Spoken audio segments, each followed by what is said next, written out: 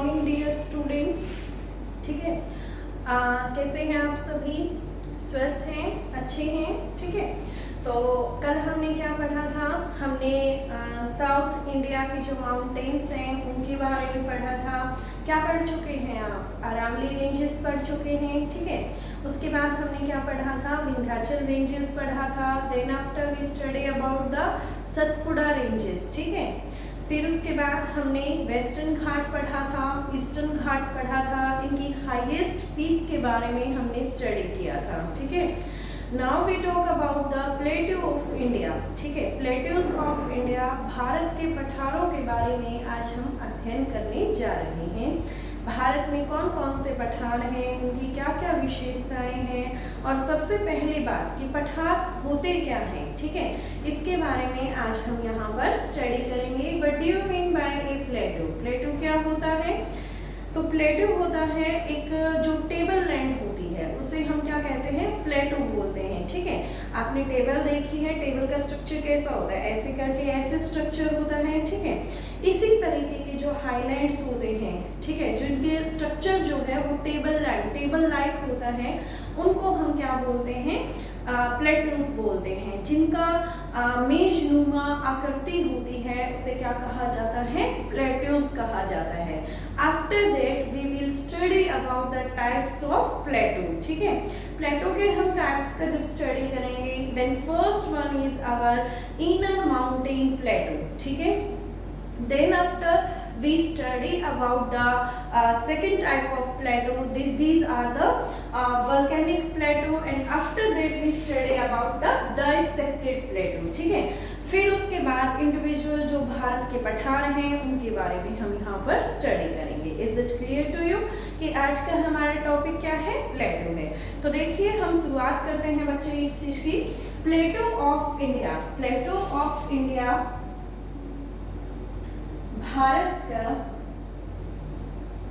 भारत के पठार। तो सबसे पहले मैंने आपको बताया कि पठार क्या होते हैं। What do you mean bye A plateau? Plateau का अर्थ क्या है या प्लेट्यू होता क्या है? तो हम यहाँ पे क्या बोलेंगे? टेबल लाइक स्ट्रक्चर आप इसे बोलेंगे। ठीक है, टेबल लाइक स्ट्रक्चर, मेजनुमा जो आकृति होगी उसे क्या कहेंगे हम? प्लेट्यू कहते हैं। ये इसकी एक विशेषता होती है, मेजनुमा आकृति। ठीक है, हो गया clear? Means like as this structure. इस टाइप के जो स्ट्रक्चर्स हैं वो किसके होते हैं? प्लेट्यूज के होते हैं, इस तरीके के। ठीक है, फिर उसके बाद now we talk about the plateaus type. ठीक है, types of plateau. Next topic क्या डालेंगे? टाइप्स ऑफ प्लेट्यूज, पठार की प्रकार। ठीक है, अब हम ये पढ़ने जा रहे हैं। Then first is inner mountain plateau. ठीक है, इनर माउंटेन प्लेट्यू का अर्थ क्या है यहाँ पर? एक ऐसा प्लेट्यू जो कहाँ पर है? माउंटेन्स के इंटरनल मध्य भाग में स्थित है। एक ऐसा पठार जो पर्वतों के मध्य स्थित है। ए plateau which is located in the mid of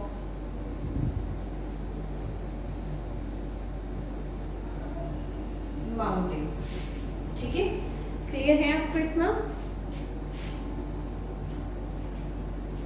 ठीक है, फिर उसके बाद जो हमारे ऑलमोस्ट प्लेटू हैं, मैक्सिमम जो प्लेटू हैं वो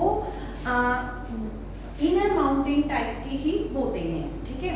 तो हम यहाँ पर क्या रखेंगे, ऑलमोस्ट प्लेटो जो है वो इसी कैटेगरी में लाई करते हैं, अधिकतर जो पठार हैं वो इसी कैटेगरी में लाई करेंगे, ठीक है। फिर उसके बाद वोल्केनिक प्लेटो, ज्वालामुखी, सुने होंगे आपने, ज्वालामुखी पठार, ठीक है। ज्वालामुखी पठार किसकी वजह से फॉर्म होते हैं, फॉर्म्ड ड्यू टू वल्केनिज्म, ठीक है। तो यहाँ पर क्या लिखेंगे, फॉर्म्ड ड्यू टू वल्केनिज्म, ठीक है। फिर उसके बाद हमारा थर्ड आता है, this is the second type. फिर उसके बाद हम थर्ड प्लेटो की बात करेंगे, डाइसेक्टेड। डाइसेक्टेड का अर्थ क्या होता है, विच्छेदित,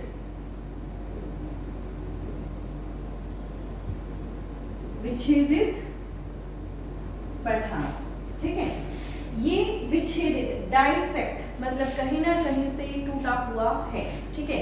और ये टूटा हुआ विच्छेद, इसमें जो दरारें पड़ी हुई हैं उसका रीजन क्या है, उसका रीजन जल हो सकता है, उसका रीजन वायु हो सकता है, उसका रीजन हाई टेम्परेचर हो सकता है। तो कौन से 3 फैक्टर इसको विच्छेद करने के लिए रिस्पॉन्सिबल हैं, जल, वाटर, सेकंड फैक्टर वायु, विंड, टेम्परेचर, हिंदी में क्या बोलेंगे, तापमान, ठीक है। इसे और क्या कहा जाता है, इसे अपर्दित पठार भी कहा जाता है, ठीक है, क्योंकि ये एक ऐसा पठार है जिसका अपर्दन हो चुका है किन्हीं भी फैक्टर्स की वजह से। कुछ नेचुरल फैक्टर्स होते हैं, कुछ आर्टिफिशियल मीन्स ह्यूमन के द्वारा है, ठीक है।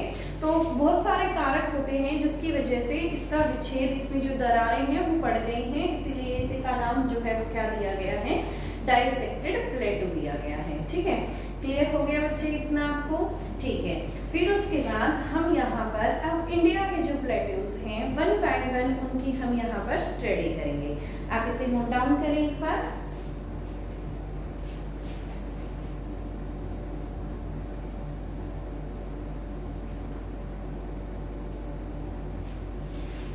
देखिए बेटे, इंडिया का सबसे पहले हम बात करते हैं यहाँ पर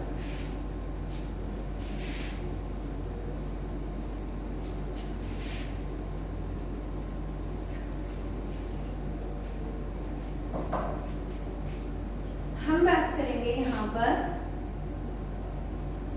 प्लेटो ऑफ मेवाड़, ठीक है। मेवाड़ का पठार। First thing we will discuss about the location of Mewar का जो पठार है उसके बारे की, उसकी जो लोकेशन है उसके बारे में हम डिस्कस करेंगे। तो इट इज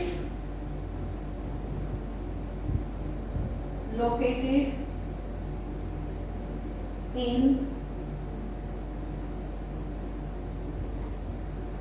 राजस्थान, ठीक है। ये है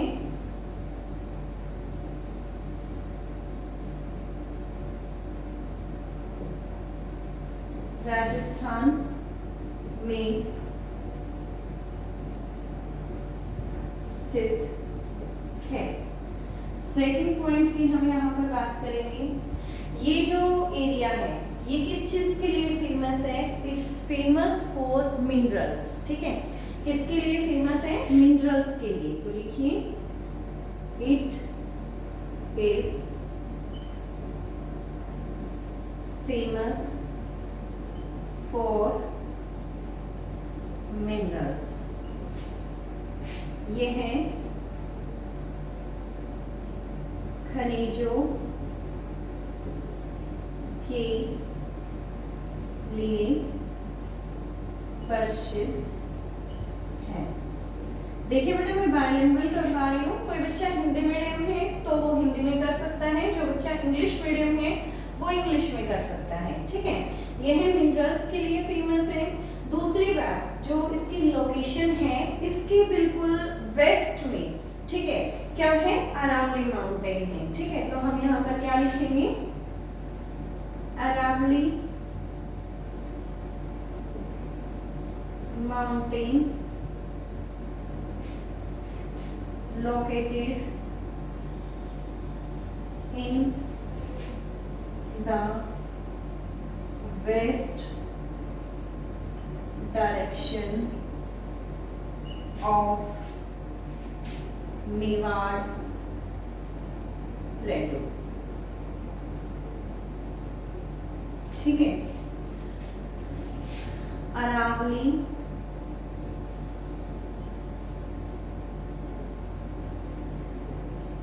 पर्वत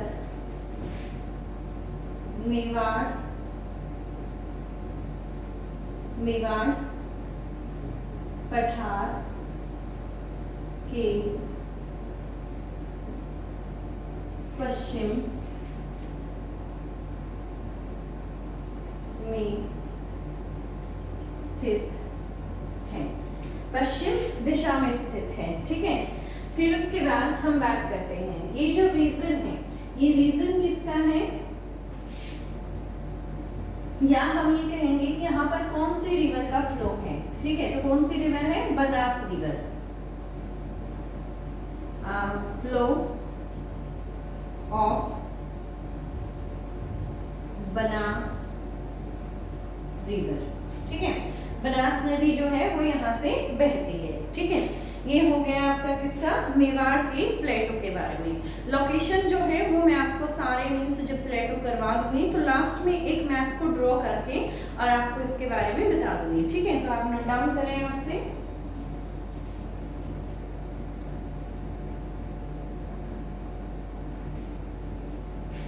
उसके बाद देखिए हम यहाँ पर स्टडी करेंगे, it's a plateau of Malwa,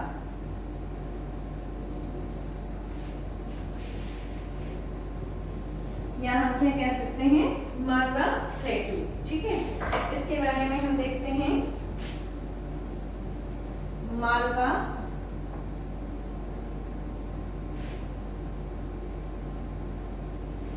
प्लेटू,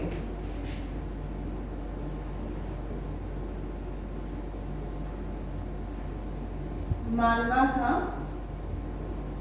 पठार।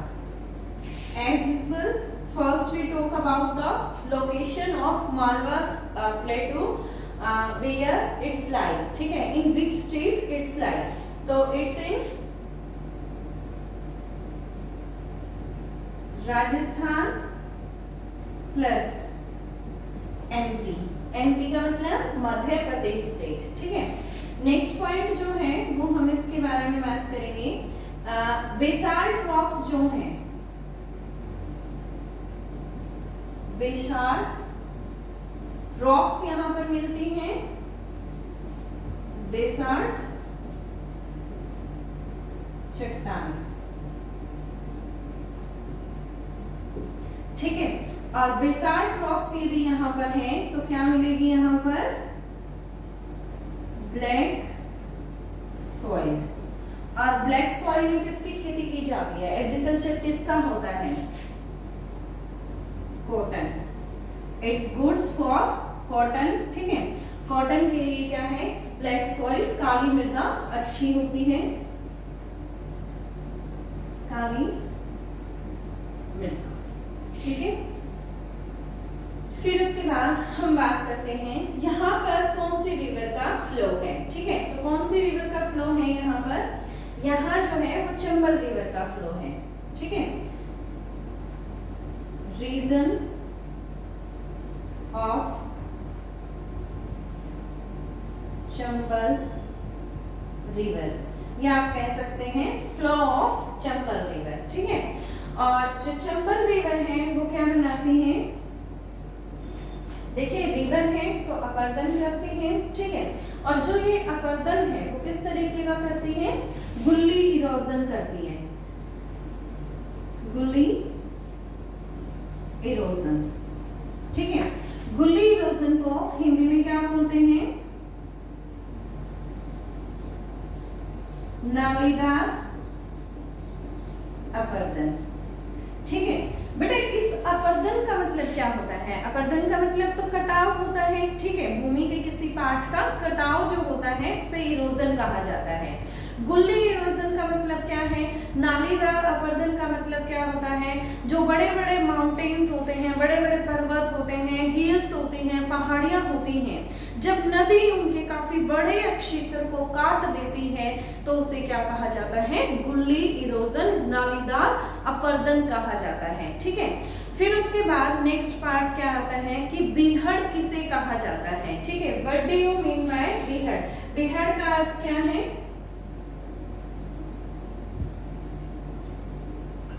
देखिए, बीहड़ क्वेश्चन आपसे पूछा जा सकता है, बीहड़ क्या है, ठीक है। तो जो चंबल नदी है उसके द्वारा, उसके अपर्दन के द्वारा जिस अक्षेत्र का निर्माण होता है उसे क्या कहा जाता है? बीहड़ कहा जाता है। लाइक इसमें आपको एक एग्जांपल देती हूँ। ये दो माउंटेन्स हैं, ठीक है। 3D स्ट्रक्चर तो बनाना पॉसिबल नहीं है यहाँ पर।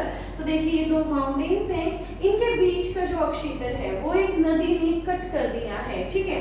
और ऐसे ऐसे करके काफी कॉम्प्लिकेटेड इंटरनल स्ट्रक्चर्स बन जाते हैं, ठीक है।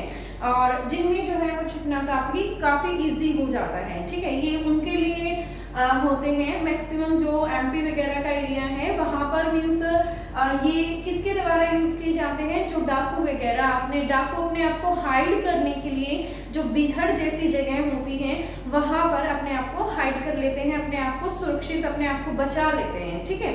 तो बीहड़ कौन सा क्षेत्र होता है?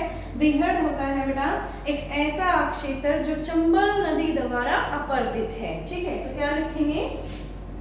एक ऐसा क्षेत्र जो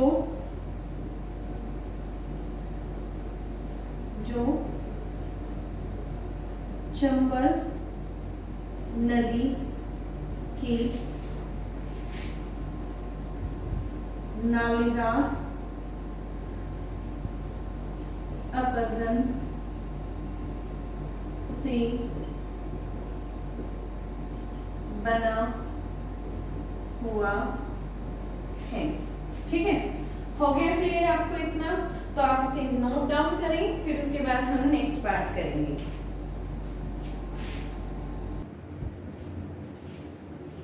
हो गया बेटा नोट डाउन? उसके बाद देखिए हम यहाँ पर नेक्स्ट जो है वो स्टडी करने जा रहे हैं। इट्स अबाउट द बुंदेलखंड, ठीक है। उसके बाद हम बात करेंगे बघेलखंड की। फिर उसके बाद जो हमारे सेंट्रल मीन्स प्लेटो हैं, सेंट्रल हाईलैंड हैं, वो कंप्लीट हो जाएंगे, ठीक है। तो हम किसकी बात कर रहे थे? बुंदेलखंड,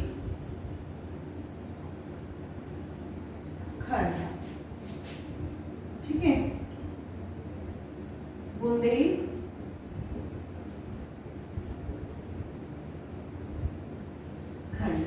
फर्स्ट थिंग कहां पर है? ये उत्तर प्रदेश प्लस मध्य प्रदेश, ठीक है। फिर उसके बाद नेक्स्ट बात आती है कि यहां से कौन सी रिवर का फ्लो है, ठीक है। तो कौन सी रिवर का फ्लो है? यहाँ पर बेतवा रिवर का फ्लो है। Flow of Betwa river, Betwa नदी का बहाव यहाँ से है, ठीक है। फिर उसके बाद यहाँ पर कौन सी रॉक्स पाई जाती हैं? ग्रेनाइट रॉक्स, ग्रेनाइट रॉक्स, ठीक है। ग्रेनाइट रॉक्स, ग्रेनाइट चट्टानें।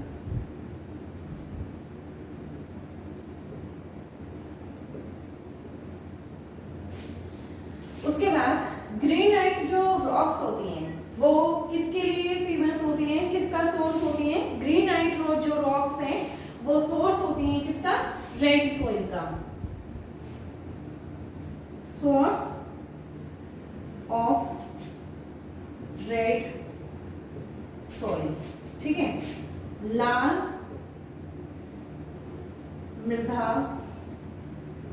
का स्रोत है, ठीक है। ये हमारा जो बुंदेलखंड का पार्ट है वो कंप्लीट हो गया है, ठीक है। अब उसके बाद नेक्स्ट कौन सा नोट डाउन करें आप इसे, फिर हम बघेलखंड के बारे में यहाँ पर देखेंगे।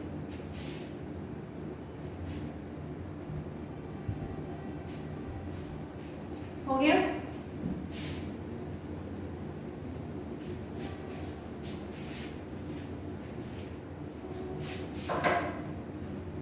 अब बात करते हैं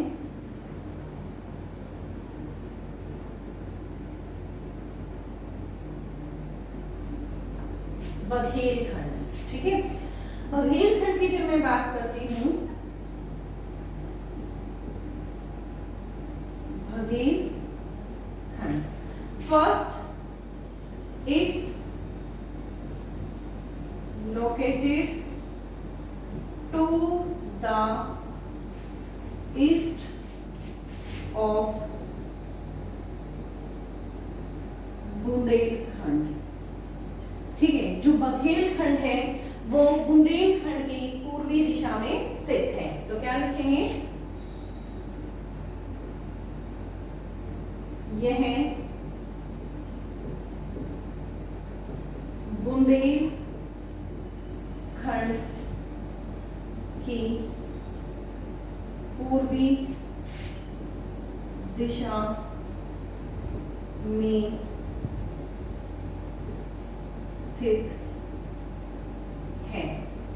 नेक्स्ट यहाँ पर जो फ्लो है वो कौन सी रिवर का है, केन रिवर का है, तो क्या लिखेंगे, फ्लो ऑफ केन रिवर, ठीक है। कौन सी नदी का बहाव है यहाँ पर, केन रिवर का जो बहाव है वो यहाँ पर है, ठीक है। क्लियर हो गया आपको इतना, ठीक है। उसके बाद देखिए हमने यहाँ पर क्या पढ़ा, हमने पढ़ा यहाँ पर 4 पार्ट्स के बारे में, ठीक है। इंडिया की 4 प्लेटूज के बारे में बात की, ठीक है। फर्स्ट कौन सा था, मेवाड़। सेकंड कौन सा था भाई, मालवा। थर्ड कौन सा था भाई,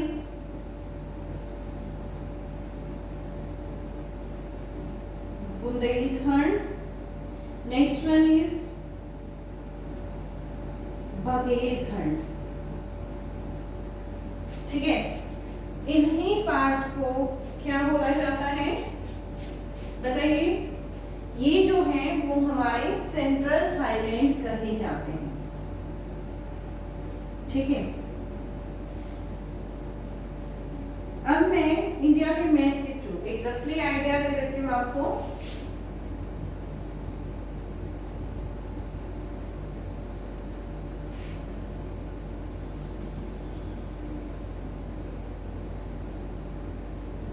ठीक है, तो देखिए जैसे मैंने आपको कल बताया था, यहाँ पर जो है वो अरावली माउंटेन्स हैं, ठीक है।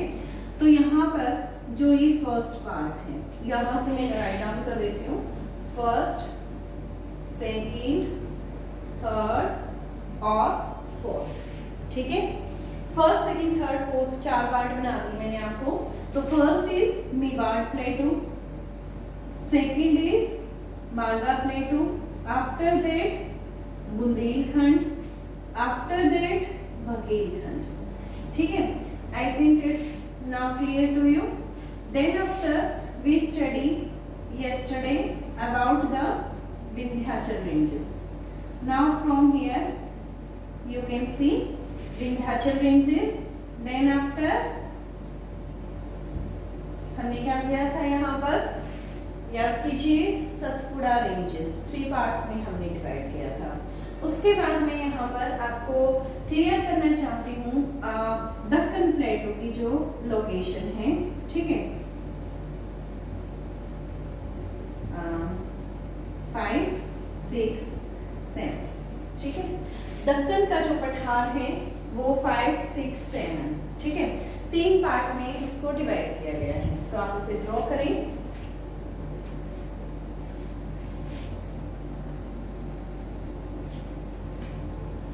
देखिए दक्कन प्लेटों की बात करते हैं। दक्कन प्लेटो, दक्षिण का पठार। सबसे पहले बात, भारत का सबसे बड़ा पठार कौन सा है? दक्षिण का पठार है। ठीक है, कौन सा पठार है? Largest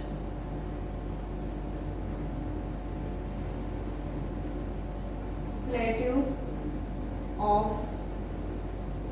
India. भारत का सबसे बड़ा पठार है। ठीक है, फिर उसके बाद इसकी जो शेप है, you can see from here, this is a triangular shape. ठीक है, तो हम यहाँ पे क्या कहेंगे? Its shape is triangular. ठीक है, इसकी आकृति त्रिभुजाकार है। फिर उसके बाद हम बात करेंगे, दक्कन प्लेटो is the source of basalt rock, and basalt rock if we find, that means black soil is also present here. ठीक है, तो हम यहाँ पर क्या लिखेंगे? basalt rocks यहाँ पर है, basalt rocks हैं, तो हम यहाँ पर कहेंगे black soil. And already told you, black soil is suitable for cotton. Cotton means Hindi में क्या बोलेंगे? कपास। ठीक है, तो black soil जहाँ होगी वहाँ पर कॉटन होगा, कपास।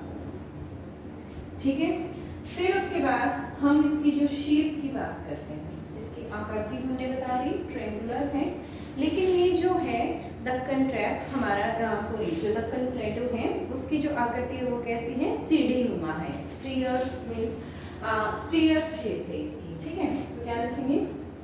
Stairs shape. ठीक है, हिंदी में इसे क्या बोलते हैं? सीढ़ी नुमा बोलते हैं। हो गया इतना आपको क्लियर? तो भाई बच्चों, आज हम इतना ही करेंगे। बाकी की जो प्लेट्यूज हैं उसके बारे में हम कल स्टडी करेंगे। कुछ और रह गए हैं, उनके बारे में मैं आपको कल बताऊंगी। ठीक है, तो इतना जो है वो आप कल लर्न करके लेकर आएंगे। First, second, third, fourth, fifth, sixth, seventh. ठीक है, ये सारा आपको कंप्लीटली जो है वो लर्न होना चाहिए, और साथ में आपको मैप के अंदर लोकेशंस का भी पता होना चाहिए। स्टेट के अकॉर्डिंग मैंने आपको क्लियर कर दी है। इतना ही आपको लर्न करना है आज के लिए। ठीक है, क्लियर?